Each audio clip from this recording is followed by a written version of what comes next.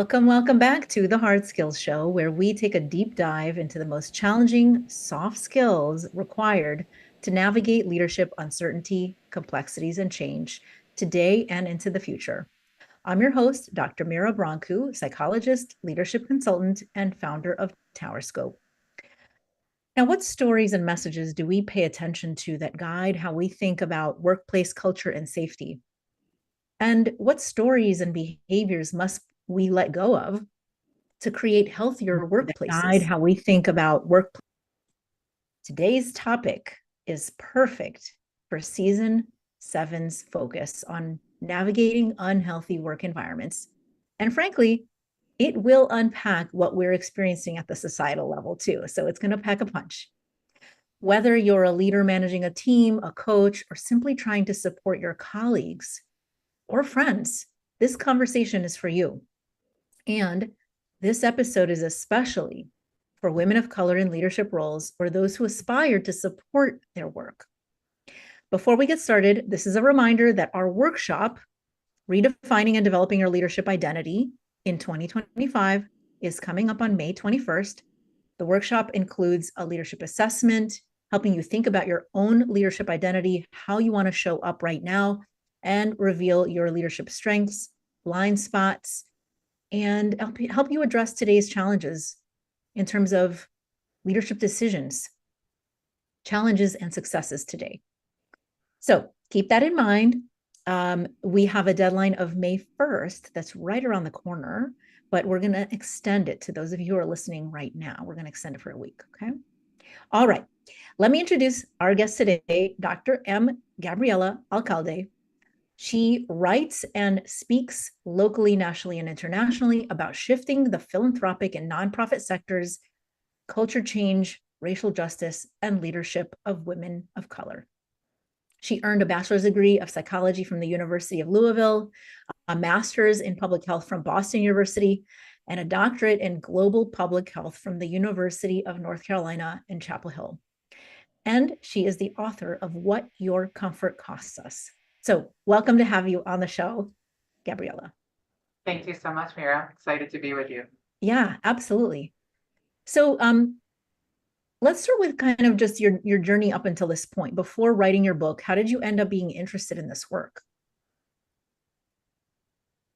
That is an interesting question. I'll start with public health. I chose to go into public health because it appealed to both my interest in things being pragmatic and research-based, but also being ethical and values-driven. And I felt like public health was a space where those two worlds actually require each other.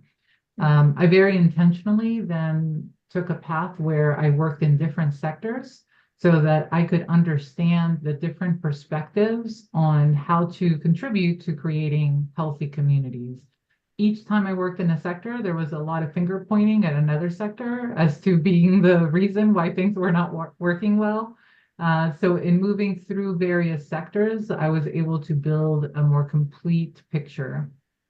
And I've said that, I'm sort of an unplanned leader. I didn't really go into leadership on purpose, but rather felt compelled to enter into those spaces. So leadership has always been a concept that interests me because it's something that I ended up doing almost despite my resistance to it.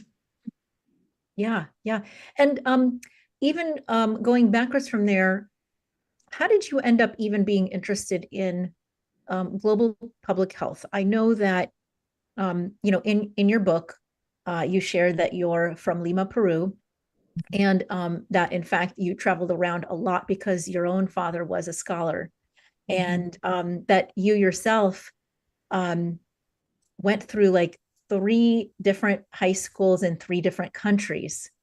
And I'm curious, what part of any of those experiences led you to start thinking about both global public health, women in leadership, women of color in leadership, and trying to piece all that together? Yeah, thank you. That's a great question.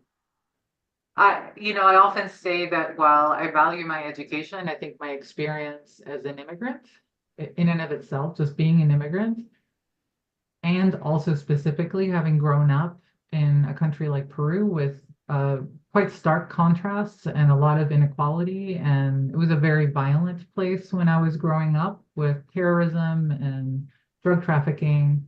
Um, so it was very unstable. So from a very young age, I was very aware of the outside world. I think, a lot of times kids, especially in the US, don't really have to think or be aware of politics Mm-hmm. or what happens outside of their home or their neighborhood or school. It was impossible to escape growing up. There was very dramatic poverty all around us.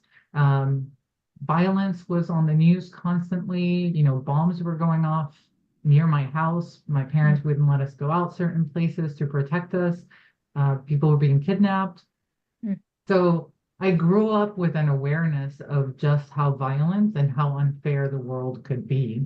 And from a very young age, noticed, why are some children going to private schools and eating very well and maybe being driven around by chauffeurs? And we have other children who are walking around barefoot and clearly suffering from starvation within a few blocks. So this injustice, like pretty early, um, activated something in me, a desire to understand why that was allowed, why that was possible, and to figure out ways that we could organize ourselves differently. And as an immigrant, I think um, anybody who has to exist in multiple cultures at once, whether you're an immigrant or you're an indigenous person here or you're from a minoritized identity, you learn to navigate the world while viewing it through at least two, maybe more perspectives and lenses with different interpretations. I would sort of compare it to the research that's been done on brain science around people who learn more than one language when you're young. It develops your brain in a different way. I remember reading that the children develop abstract thinking earlier when you learn more than one language, which makes total sense because all of a sudden, I know that this is called pen, lapicero, bolígrafo. There's so many words even in Spanish just for one, depending what country you're from. And so that also like at a brain level, it structures your brain to question everything and to know that there is no absolute truth behind any one thing. So that already set me up to engage with the world in a very different way. I never thought about that part of the immigrant experience, but that makes so much sense. And it completely resonates the experience of there is no one truth. And that there's lots of different ways of thinking about things. Mhm. Now, how did then you connect the striking experience of injustice and how pulled you were to be concerned with that with your interest in the experiences of women of color navigating leadership? Yeah. Well, I'll start a little bit further back just to say that the idea of being a person of color or whiteness are both social constructs. So at different times in my life, I was perceived and treated differently. In Peru, I identify as mestiza, so I have indigenous and European ancestry. But in Peru, people who look like me are considered white. But when my family moved to the US and to England for my father, he got scholarships and we would move for him to study, we were no longer white. And so again, that contributed to that relativity of identity Yeah. of like pretty much anything that was like taught to me of like, well, I guess maybe here, maybe not. And so when I was a full-grown adult before I became a Latina in my mind. I was Peruvian until then, and then I realized that in the US, people were inviting me to serve on committees and task forces because I was a Latina. And so I made the conscious decision to identify as Latina because it became more of a socio-political vehicle, understanding that there are very few Latinas that were invited in at the time and still today, despite the growing population. So my evolving understanding of how my identity is perceived has led me to this place where, one of the premises, the central premises of the book is it is the systems and not any specific populations. So that's why I chose to write it about women of color, which is a very broad and non-monolithic group of people. And I did that intentionally to say, it's not about me being Latina or immigrant. It's not about being a Black woman or Indigenous woman or Asian American woman. The system treats those who are other in a specific and harmful way that undermines all of us and really steals from our society our potential. So that's what interested me in the concept of women of color, is that one, it is made up. So there's so much power in something that is constructed and has been invented, and yet has very real outcomes, right? We can look at the health disparities, we can look at socioeconomic disparities, educational disparities. Any place you look in society, you will see that the outcomes are highly racialized and gendered. And, there's a class dimension, but the racial and ethnic category, that is much more of a predictor of outcomes and success, economic success or educational success, than class is. Yeah. And I've talked about this on the show before, but I really am glad that you brought this up again, that race and gender are social constructs, and leadership is a social construct also. Yes, absolutely. Right. You talk about that in your book, and we come at it from different lenses, but I think it's something that we sort of both recognize as this invisible thing that you place on top of your additional identities that someone has described about you and you choose to put it on or not. And if you're going to put this additional hat on, recognize that it comes with a bunch of definitions that were defined by the culture. And if you go to different cultures, it might look different, right? Yes. Just like you describe the experience of what it is like to understand your identity when you're in Peru versus in England versus in the US. You get different labels because of the fact that it's socially constructed. It's developed by society to fit a certain narrative about who's in, who's out, who's acceptable, what you look like to be accepted, et cetera, et cetera. Absolutely. Yeah. Yes. And I think that it's the leadership, it's socially constructed, and in a multicultural society, institutions have one dominant culture, yet individuals and communities are carrying very different understandings and approaches to what leadership is, including it being an individual effort or a collective effort. Can you say more about that? So, one of the main themes around the interviews that I conducted was the women of color leaders saying, I feel uncomfortable with the label of leader because I consider myself to be amplifying, carrying the wishes, the needs of the community. So this is a communal effort. And in fact, many of us talk about wanting and working to change organizational structure to not focus or center the solo individual leader, but rather to have more distributed decision making and a more collectivist approach. Yes, excellent. Okay. I want to dig more into that, but I'm just realizing that we've already butted up against our first ad break. So you are listening to The Hard Skills with me, Dr. Mira Brancu, and our guest today, Dr. Gabriela Alcalde, author of What Your Comfort Costs Us. We air on Tuesdays at 5 p.m. Eastern. If you're listening at that time, you can find us live streaming on LinkedIn and YouTube. You could add comments, add questions if you like us to respond in real time. Otherwise, you can search us up at talkradio.nyc, and we will be right back with our guest in just a moment. Are you a conscious co-creator? Are you on a quest to raise your vibration and your consciousness? I'm Sam Leibowitz, your conscious consultant, and on my show, The Conscious Consultant Hour Awakening Humanity, we will touch upon all these topics and more. Listen live at our new time on Thursdays at 12 noon Eastern Time.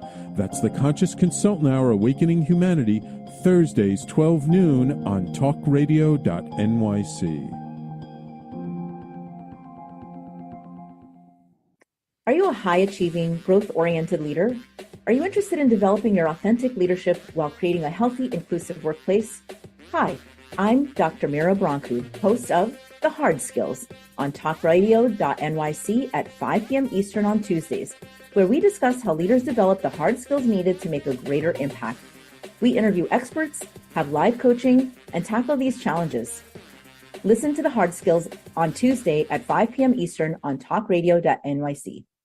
You're listening to Talk Radio NYC. Uplift, educate, empower.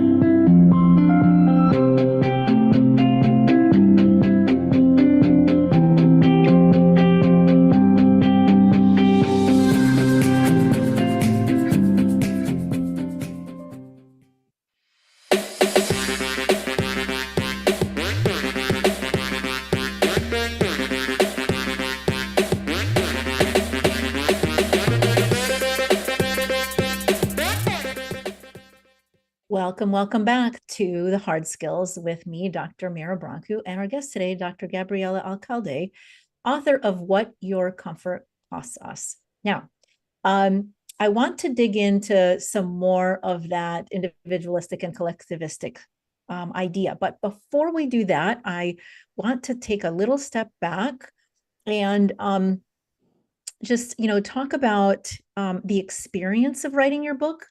What you did was interview, women of color in leadership roles, I think across sectors, and pull out from that multiple really important deep takeaways.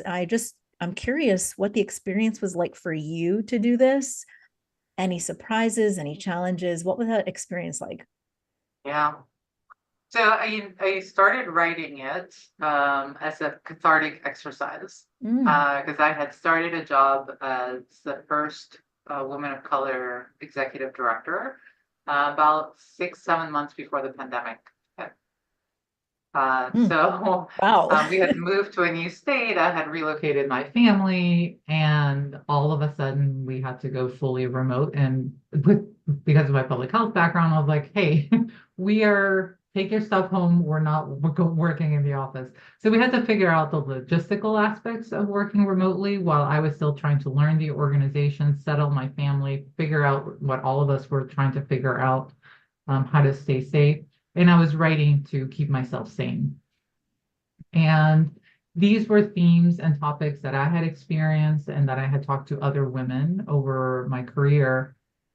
And as I wrote, I shared with a couple of friends, and they said, this is actually really helpful. You should make this into a book. And I thought, I would make this into a book if it wasn't just about myself, because I was writing about my own stories initially. And so I did interview 10 women of color leaders across the US in nonprofit, philanthropy, and higher ed. And then I also surveyed 32 women across the country in those same sectors of various racial and ethnic identities, all who identify as women of color. It felt really sacred, honestly, to have these conversations, to schedule the time to do the interviews and to hold the stories that women were sharing with me. And sometimes it would, take a while for somebody to warm up and really share. Other times we would just go right deep into it. And it felt in some ways vindicating, even though I knew it wasn't just about me, because I've done the research and I've talked to other people, to have all these successful professionals share with me their experiences so similar to what I had experienced and so similar amongst themselves in different parts of the country and across these three sectors, different ages. It started to build a picture that was much more complete than what I what I had, even though I thought I understood it. And then with the survey was actually very rich. People were offering a lot. So it really helped to create a much richer picture. And somebody asked me in an interview about the book, how are you processing all this? And I gave two answers, both true. One is that, I felt safe in my own home. I have a loving home and family, and that really helped to contrast what I was caring, hearing, and also working on during the pandemic. And I have access to health insurance. So I have a therapist who I was also able to bring some of these things with. I work with an executive coach who is a woman of color and focuses primarily on working with women of color. So those supports were essential to me. And I have to say that I am still sort of emotionally and frankly, sort of spiritually and existentially digesting all of it. I have read through the book again just to sort of like, now that it's an actual book, and I still have an emotional reaction to some of the stories. I still have emotional reaction to some of my stories. So there is a dimension that I need to continue to think about. And so I have come to really think of the book as an offering, as a gift of generosity, not just mine, but the women who shared their stories, because recounting these stories can be therapeutic and cathartic. It can also be re-traumatizing. And some of the women did ask me that. They said, what are you doing for yourself as you're hearing all these stories and you're holding our stories and like the responsibility of telling them with care and, change the names of everybody involved, because unfortunately, the reality is that these leaders did not feel safe being identified. So there's a heaviness there that I am still working through. Thank you for sharing that. I wondered, you're recounting this as an experience in COVID. And I'm wondering, because you also mentioned that you have been rereading it, are you seeing it through a different lens now? And if so, what are you pulling from it now? Oh. It's so interesting because I've had so many people say, this is so timely. This book is needed now. When I was writing it and I decided it was a book, I didn't have a publisher. So I had a full manuscript before I even reached out to a publisher, because I was just working full time and writing at night and weekends. And I was so convinced during the pandemic that if this doesn't get out now, it's not going to matter as much. I could have never anticipated that there is this not just national, I think global need for a conversation around how we keep replicating the same ideas into our institutions and into our frameworks, into our processes, into how we arrange ourselves.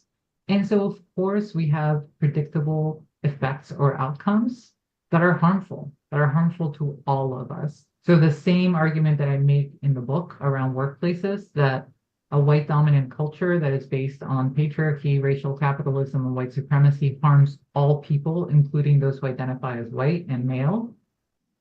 I would make that same argument about society. And I think right now we're seeing it play out on the global stage in a way that, frankly, I didn't think it could get more magnified than the pandemic. And yet here we are. Yeah. And so I'm going to sit with this and reflect on it for a second, because there's a lot of places I can take this. I want to pull out a few areas that I think especially resonated, that are themes that keep us, like, we keep cycling around over and over and over again. And the first is the difference between comfort and safety. That has stuck with me. And, I knew it at some level, but now with the juxtaposition that you placed on it, I'm seeing it everywhere, and I'm thinking about it in different ways. And I'd love to hear how you see comfort versus safety in different spaces, whether that's unhealthy work environments or society or wherever. And thank you for sharing that, because that is a critical piece and lens of the book that I hope that people take with them. So I appreciate you sharing that and testing with you. I actually changed the order of the book when I had a full manuscript. I read it, and there's a whole chapter in the book for our listeners that is about the distinction between comfort and safety. And it actually came at the end of the stories. And as I read the manuscript, I thought, actually, I don't want anybody reading these stories before they understand that, because the stories will be understood differently if you don't have that distinction clearly laid out. And I actually share a very tangible story about my own experience with developing pretty severe food allergies to sort of make an applicable scenario for what this difference is. Because when you are so used to things, and so in a culture where you know how to finish each other's sentences, you know what certain body gestures or facial gestures mean, words that don't actually mean the dictionary meaning that get used, you understand, jargon, colloquialisms. These are all things that we take for granted. And at work, it might be how you're supposed to relate to your boss or to your peers, or how you talk to a client.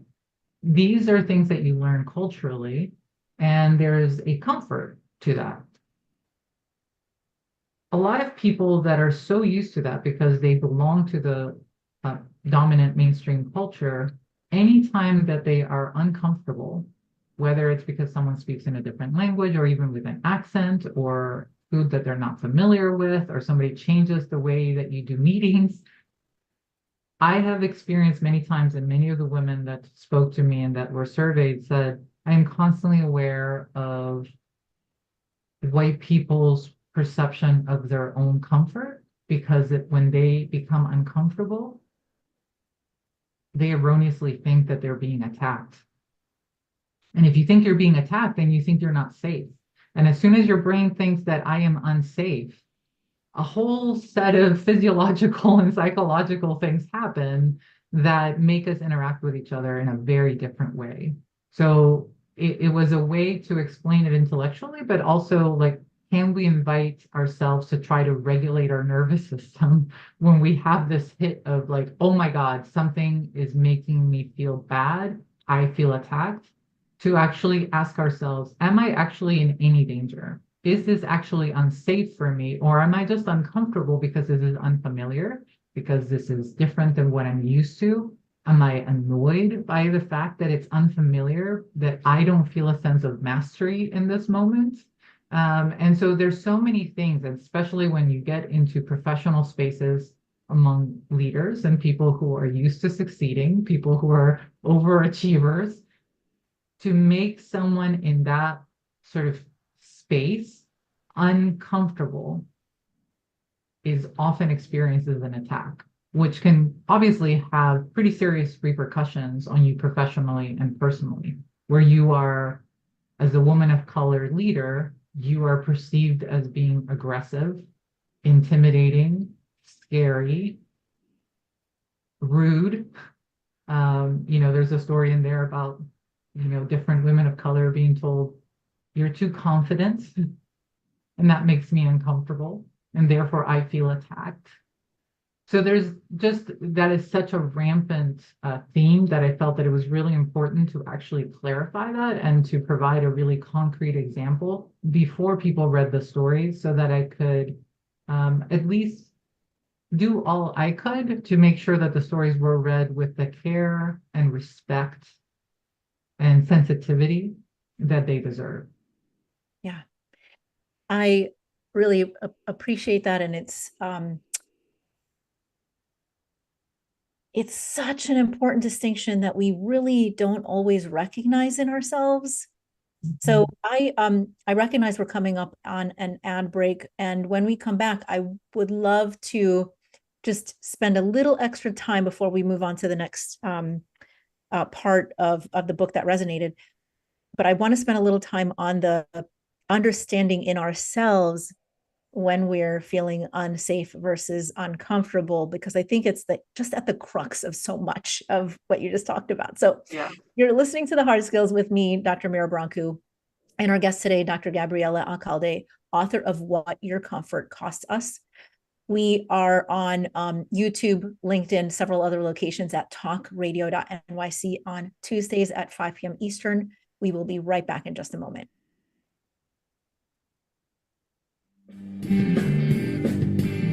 Hey everybody, it's Tommy D, the nonprofit sector connector, coming at you from my attic. Each week here on talkradio.nyc, I host the program Philanthropy in Focus.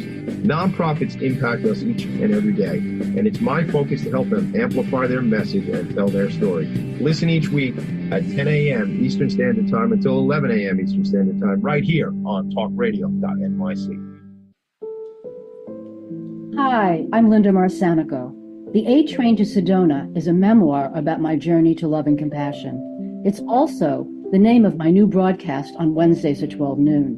When we are spiritual, we embrace possibilities and ideas, which strengthen our mind, body, spirit, health, and wisdom. On the A Train to Sedona broadcast, I plan to interview guests who embrace these expansive practices. Join us on Wednesdays at 12 noon on Talk Radio New York City. You're listening to Talk Radio NYC at www.talkradio.nyc. Now broadcasting 24 hours a day.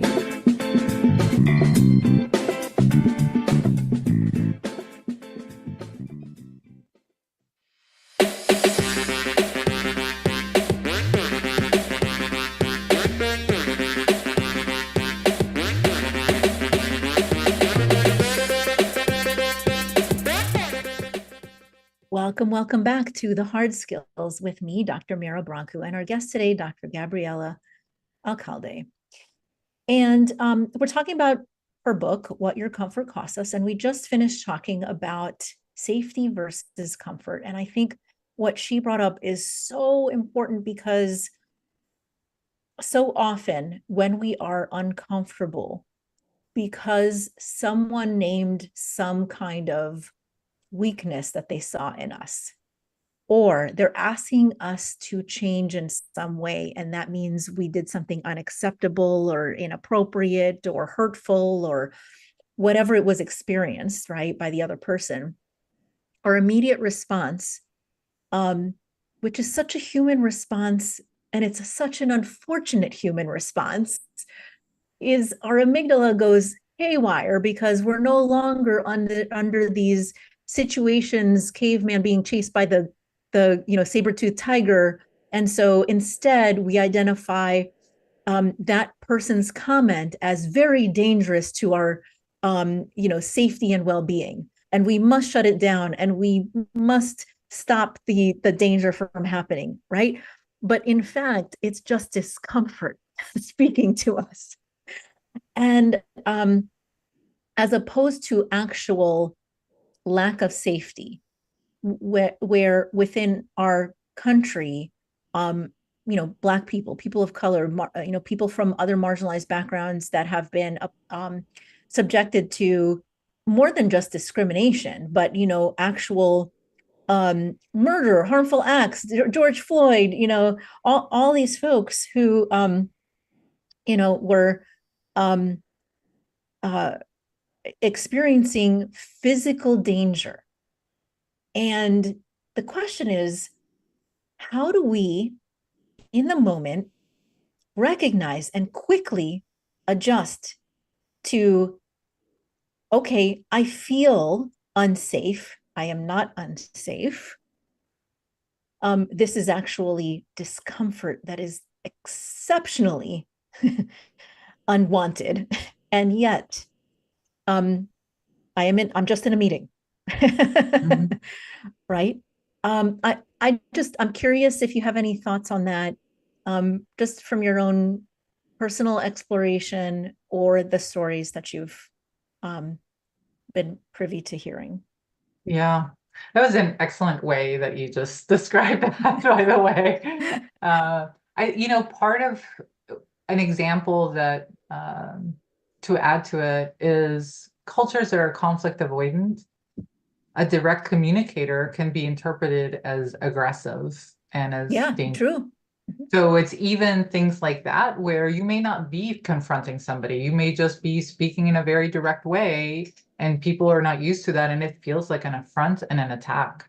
So part of what I have learned to do for myself as well, and what I invite others to do, is literally take a deep breath.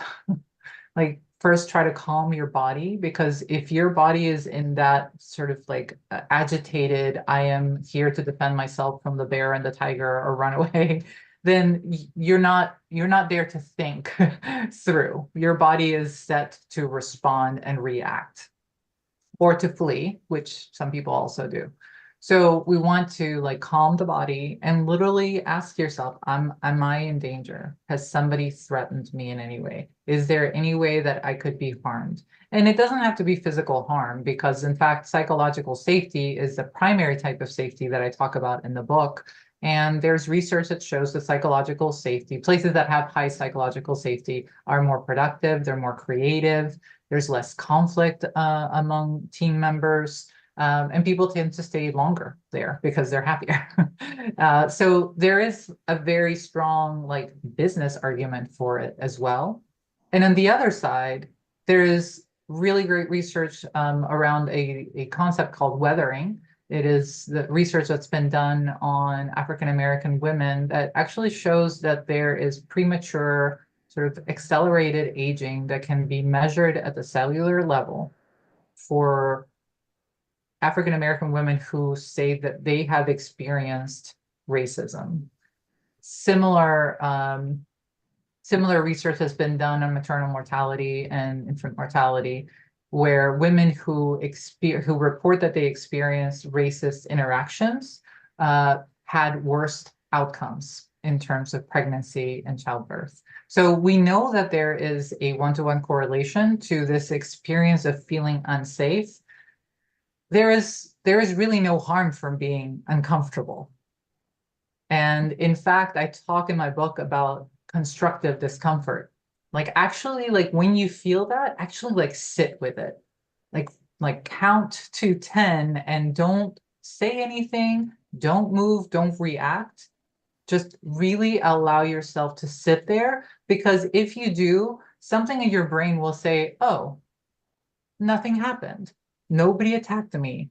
Nobody hit me. No lion leaped out, and that will allow you to engage in hopefully a conversation. But in those moments, what I recommend is breathing, not doing anything for at least 10 seconds, and then listening, like really actively listening. Because if we are talking, we are not taking in the situation. Yeah. Great exposure therapy as well, right? Like, exposure therapy is all about recognizing that you're having an anxious response, and then finding a way to sit long enough with the experience that you get through it, so that you can realize that you actually got through it and you survived and you were just fine. And then elevating that and practicing greater and greater scary things to face. It does make you stronger. Yes. It's, discomfort is discomfort. Like, nobody wants it, nobody likes it, right? But it is good to learn, just as like a character strength building kind of thing, right? Okay, we could talk about just this topic forever, but I'm going to switch to a few other portions of your book that I really like. And the second sort of piece I love, I really wanted to highlight here, is you mentioned keeping people apart.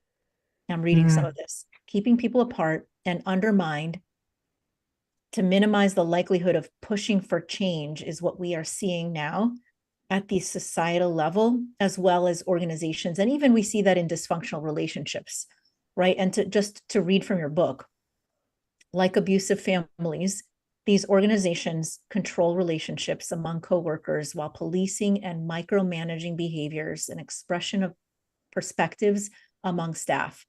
They label anyone who leaves or questions anything in the organization in terms of loyalty and betrayal. These workplaces practice fear and control in place of trust and care for the people within and outside the organization. So that's a parallel process of what we see in dysfunctional relationships and what we see in unhealthy workplace environments is what we're starting to also see at the societal level right now. And I'm curious, what can folks do about that when they're feeling like they're being stifled for their perspective, their experiences, or being pushed apart, right? This polarizing us versus them stuff is yet again a human experience to decide who is safe and who's not, but it causes such unhealthy dysfunction. So what are your thoughts on what you've learned about that? Yeah, I mean, it's what's fascinating to me is that you see it in settler colonialism. Divide and conquer has been something that throughout history, throughout the world has happened. You want to prevent people from aligning and creating solidarity because then they might be able to overthrow those in power. And that, it's not surprising to me because all of these, as we started at the beginning, these are all human invented concepts. So we tend to go back to the concepts and the practices that worked. If they've worked in conquering other nations, they work in like climbing your way up the ladder, and they work, and by they work, I mean that they're short-term effective in having control. It doesn't lead to any of the things that we say we want. It doesn't lead to care. It doesn't lead to ease. It doesn't lead to health. It doesn't lead to trusting relationships. But there was such a frequent theme among the women I spoke to, and I used to work in intimate partner violence research. The same terminology was being used about these workplaces. So these abusive, dysfunctional, controlling, where power and control are at the heart of how we envision, how we relate to each other, that is replicated from the micro to the macro. And I think it depends on the situation. So I wouldn't necessarily want to give advice. I think this is why in the book I talk about like, what are the systems that you have in place? What human resources, what grievance processes, if it is somebody in leadership that is displaying this behavior, can you go to the board? If it's someone on your board that's displaying this behavior, who would you go to? Is there sort of an ombudsman or an arbiter outside, an external person, if you don't feel that it's safe to go to anyone inside the organization? So there lie the importance of having policies and structures that actually institutionalize the values that we say we care about, because so often organizations say these are our values, care, collaboration, partnership, all these like wonderful positive things that most of us would not argue against. And yet the structures and processes that we put in place not only don't allow for those, they undermine those and actually lift up competition, vindictive, punishing, punitive behavior, keeping people apart. So there's a real need to make sure that our structures reflect the values that we say we actually care about, and to nurture actively culture, because culture is alive, just like our organizations. Yeah. Let's, we're reaching an ad break. When we come back, let's continue talking around structures and cultures and how we shape culture to create healthier work environments. So you're listening to The Hard Skills with me, Dr. Mira Branco, and our guest today, Dr. Gabriela Alcalde, author of What Your Comfort Costs Us. And we'll be right back in just a moment. Were you an essential worker during the pandemic? If you needed to learn stages of epilepsy, did you depend on advocates? Did you use new innovations to cope with mental and neurological issues? Maintaining high quality of life and keeping good mental health are what we all strive for. I'm Frank R. Harrison, host of Frank About Health, and each week top healthcare influencers, professionals, and innovators answer these questions and more. Stay tuned on Thursdays at 5 p.m. on talkradio.nyc, and I will continue to be frank about health with all of you. Are you a conscious co-creator? Are you on a quest to raise your vibration and your consciousness? I'm Sam Leibowitz, your conscious consultant, and on my show, The Conscious Consultant Hour, Awakening Humanity, we will touch upon all these topics and more. Listen live at our new time on Thursdays at 12 noon Eastern Time. That's The Conscious Consultant Hour, Awakening Humanity, Thursdays 12 noon on talkradio.nyc. You're listening to Talk Radio NYC at www.talkradio.nyc. Now broadcasting 24 hours a day.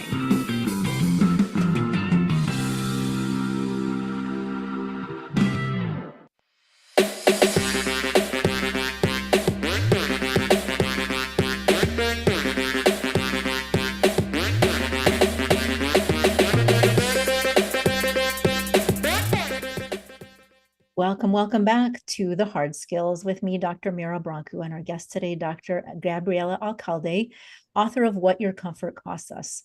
Now, I can't believe that we're nearing the closing of this time together because I have a million other questions I want to spend time with you on.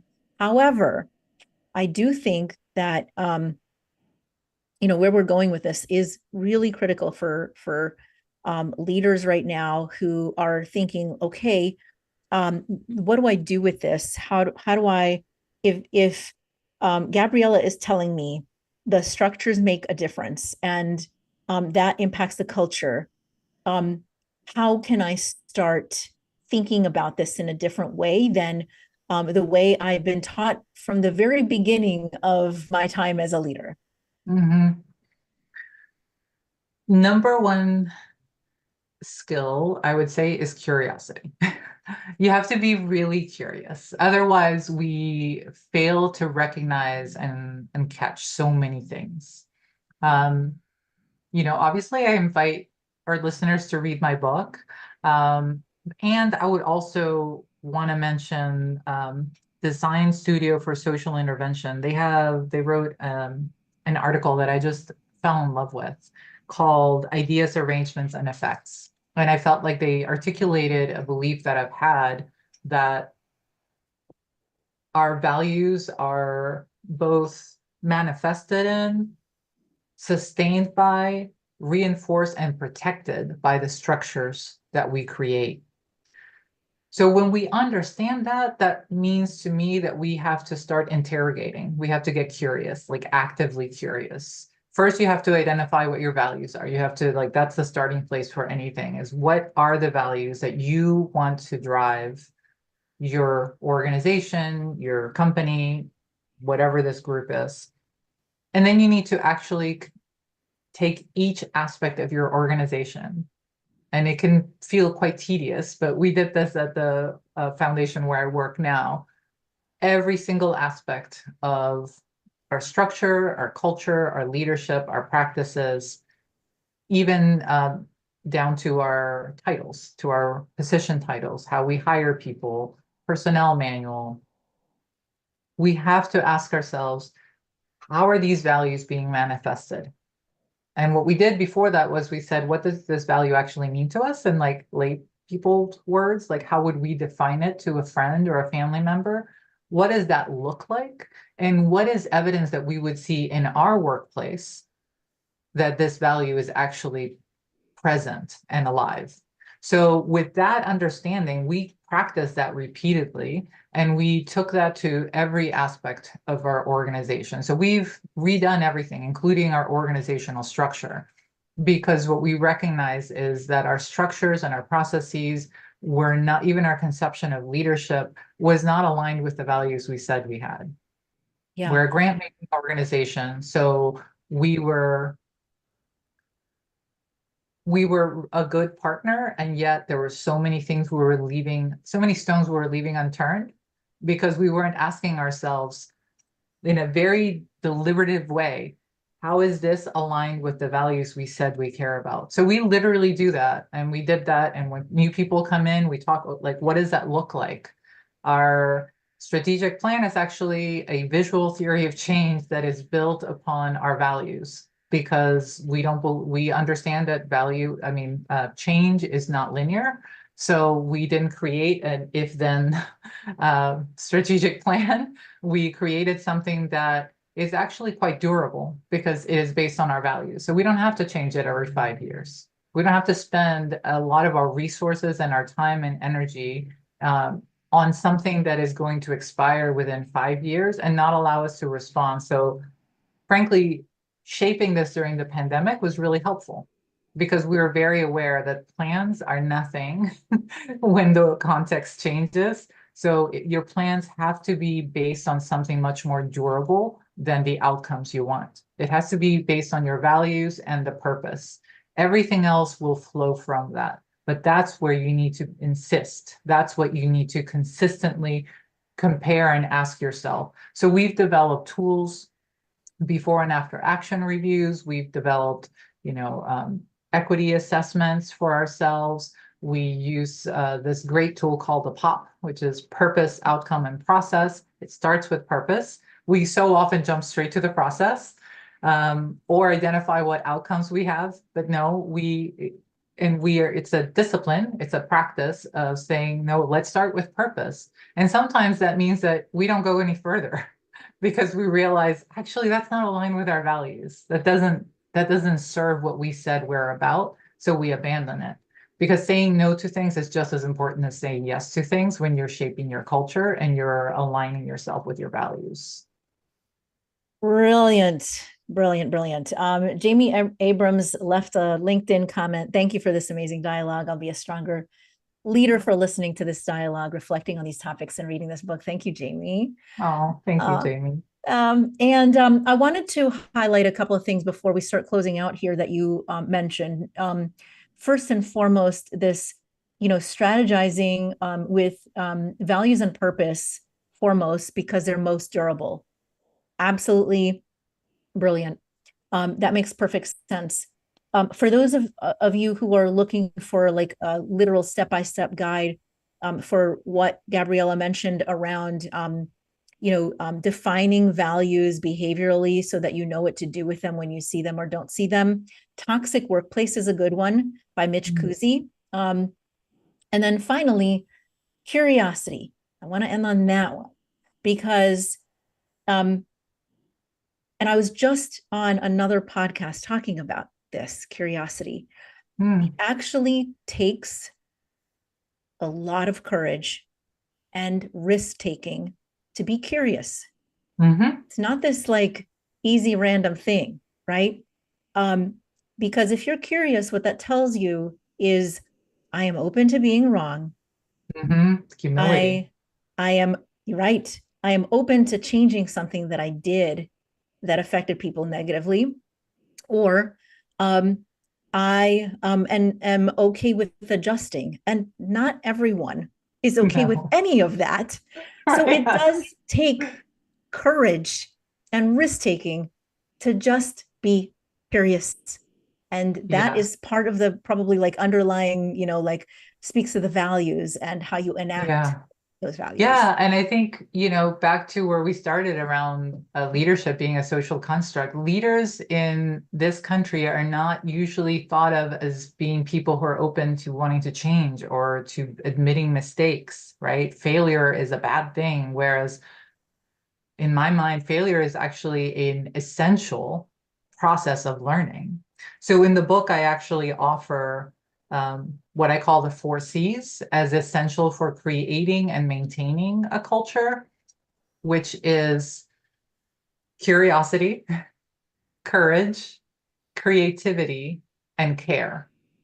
And I really believe in those 4. It just so happened they all start with a C, so it's like nice to call them the 4 C's. But they're really, and trust is another one. However, I think you need all of those to get to trust. So I kind of try to find what is at the root of what we actually need to if you're going to practice public health, you are going to create the conditions for the healthy choice to be the easy choice.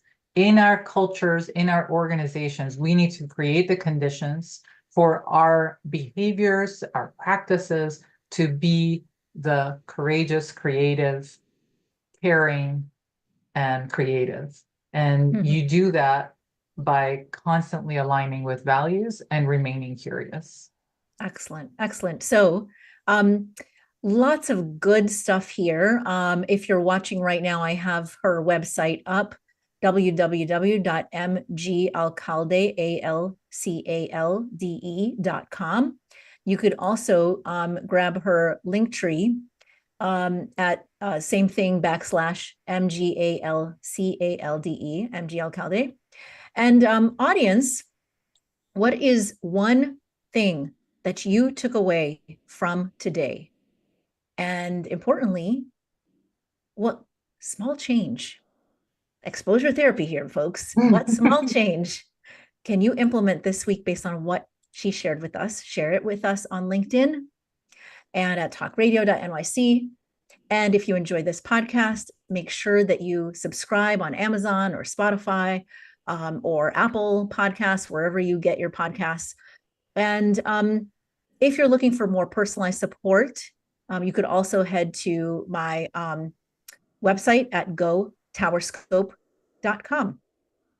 Thank you, Talk Radio, for hosting. Together, we will navigate the complexities of leadership and emerge stronger on the other side. And thank you for joining me and Dr. Gabriela Alcalde today on this journey. This is Dr. Mira Brancu signing off.